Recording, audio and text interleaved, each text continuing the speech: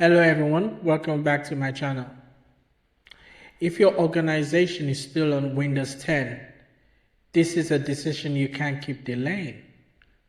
Windows 10 has officially reached end of support since last year.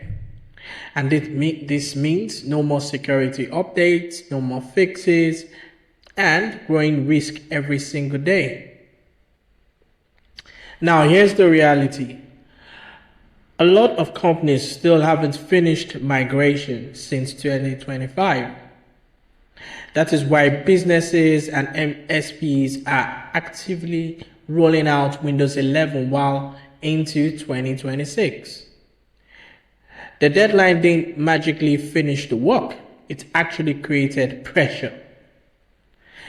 Guys, Windows 11 migration is really about 1. Security and reducing attack surface. 2. Compliance and audit readiness. 3. Hardware refresh cycles. And building infrastructures that is ready for AI in the modern workloads.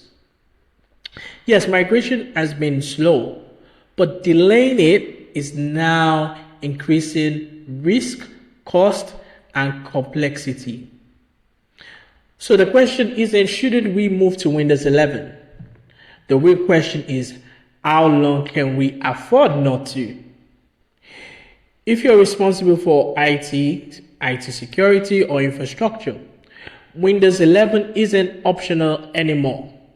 It is a strategic decision, which means you have to act now. Follow me on the next episode where I'll show you how to configure your Intune, and I'll also create a case study for you to use and for you to learn. See you in the next episode.